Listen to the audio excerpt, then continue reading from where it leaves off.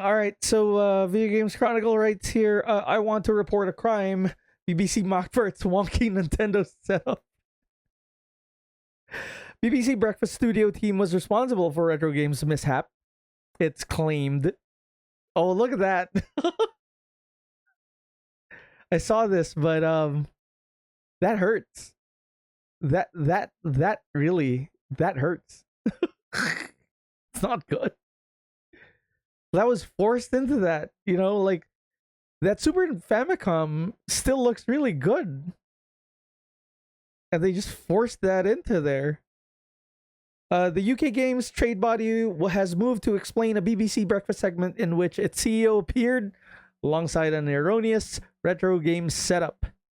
So I don't know how to read this really, but let's actually do that. Okay. Yeah. UK IE CEO Prof Nick Poole, OBE, appeared on the British morning show, which has an average viewership of 6.5 million. Oh my god. To discuss the rising popularity of retro gaming in the UK.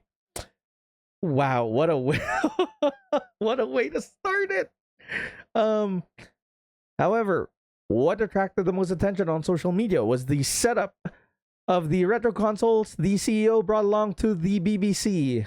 Notably, the display prominently featured a Super Nintendo with an NES cartridge for Super Mario Brothers inserted into its game slot, somewhat undermining the retro credibility of the section. Of course! Following the broadcast, UKIE published an explanation for the mishap, claiming the wonky Nintendo setup was the fault of the BBC Breakfast Studio team and not Poole. Wow, he had to save face. Following the broadcast, for transparency, the studio team set up the in-studio display independently and handled the placement of the consoles. Unfortunately, we couldn't adjust it whilst on air, a spokesperson said.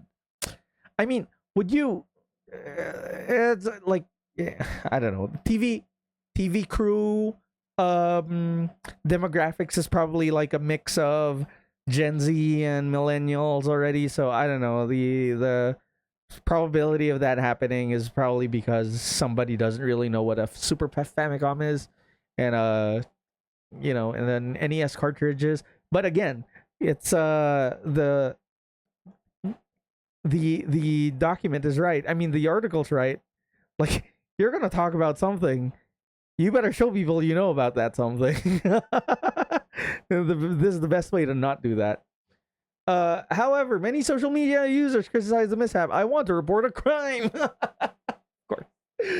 Wrote one social media user who shared an image of the offending retro setup. I bet they tried to cram it into the Wii U first. Oh, the Wii first.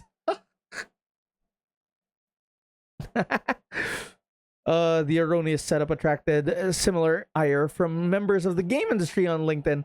It made my hair stand up. Wrote Amazon Web Services Chris Melicinos. I know that UKIE didn't assemble the assets, but it does speak to the broader point that there is still a fundamental misunderstanding of video games in the general public. Yeah, okay. BBC segment was intended to highlight the rising popularity of retro gaming in the UK. The UK has 7.82 billion video games market. With retro titles playing a growing role in physical game sales and game culture events. So as Nick shared on the program, it's no surprise that older titles and classic consoles are back in demand. It said, so retro gaming taps into a powerful sense of nostalgia and community, offering players a way to reconnect with their past and share the games they loved with a new generation. Many popular modern titles take direct inspiration from retro games, proving the past continues to shape the future of play, from iconic arcade cabinets, cherished home consoles. Retro gaming is now a thriving part of the UK creative economy, preserving cultural heritage, driving community events, and inspiring the next generation of creators. All right. Oh, okay, yeah. I mean, what did we learn here? I mean, could they have prevented this? Um, like I don't know, like maybe it was probably an honest mistake. But why would somebody report on something if they didn't know anything about it? um, yeah, this is so weird. Another thing is, I actually don't know if is it easy to just jam the NES cartridge into that Famicom. So I remember that Famicom cartridges have like a what is that shape? A curved curved edge on the front. So it's like I don't know. I I was gonna say flat piece of bread, but then it depends on the orientation of what it is. Anyway, but yeah, it has a curve, so I don't know how they jammed that in. Maybe it just fits. I guess the Super NES also wasn't back backwards compatible back then. I mean, I never really thought about those things as a kid, so who knows? Um, let's look at that thing again. Because it's so crazy. It does hurt. Um, let's just put that there.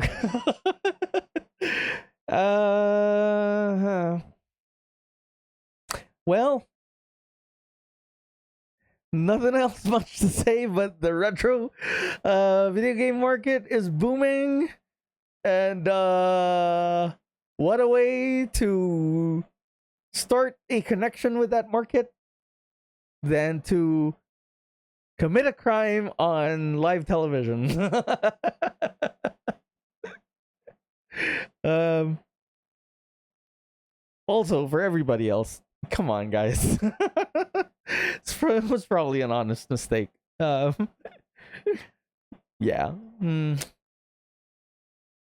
I wonder. I wonder where they got these things. Oh, I guess it's the CEO's fault. The weird thing about the whole thing, though, is that the CEO had to really wash his hands from all of this stuff. Uh, I feel like I don't know. It's just a small thing. I mean, for the CEO, come on, you're a CEO already. I don't know. Maybe I'm thinking too little about all of this stuff, but I think the retro video game community is actually nicer than the uh I don't know, recent communities that have been sprouting in different like video game sections and niches and stuff like that. Yeah, I think the retro game community is like a community that doesn't gatekeep.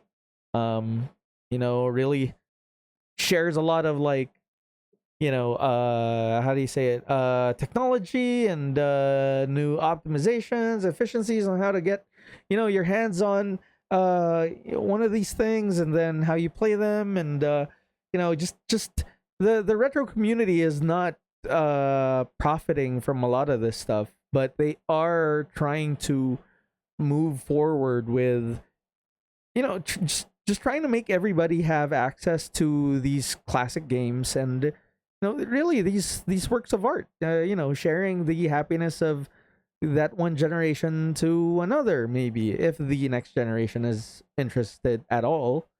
But yeah, because if we don't do that, uh we are, and that's a movement recently, we are basically killing the games, and we don't want that.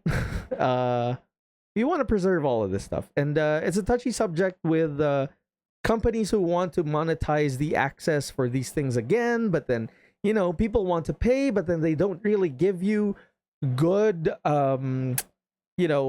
services to access all of this stuff. Like, for example, a lot of the Nintendo stuff and the Nintendo Switch Online stuff is interesting, right? Like, you have your different consoles there, and then they release games every couple of months or so, but then it's still not, I would call that like easy access, because like you still have to wait for a couple of months for games that you cannot even predict that would come out. And then there are multiple tiers to that, right? Like the Nintendo GameCube and Nintendo 64 stuff, Game Boy Advance stuff are behind a higher tier paywall for the Nintendo Switch Online. So I don't know. Yeah, see, I just want all of this to be the way you fight piracy, or the way you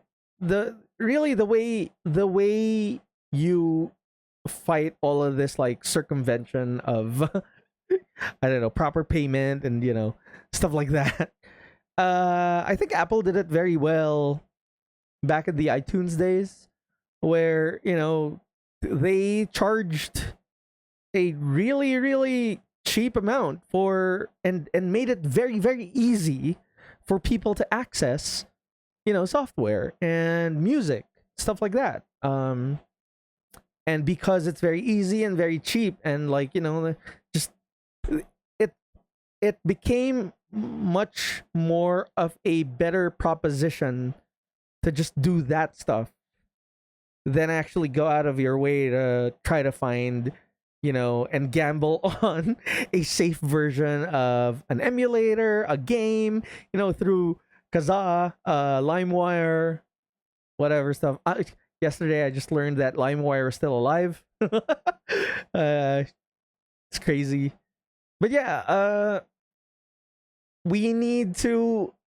I'm just looking at this thumbnail, and it's derailing my thoughts of... The last thing I'm going to say about this is like... Nintendo and maybe the other companies as well, please make your retro games or your older games easier to access and maybe a little bit cheaper. I think that is a better investment for people to stay in your ecosystem and stuff like that. Of course, I'm not a businessman, and but really, I think just a lot of this like gatekeeping for like past games that some people already own. You just can't find the hardware or whatever. It leaves a sour taste.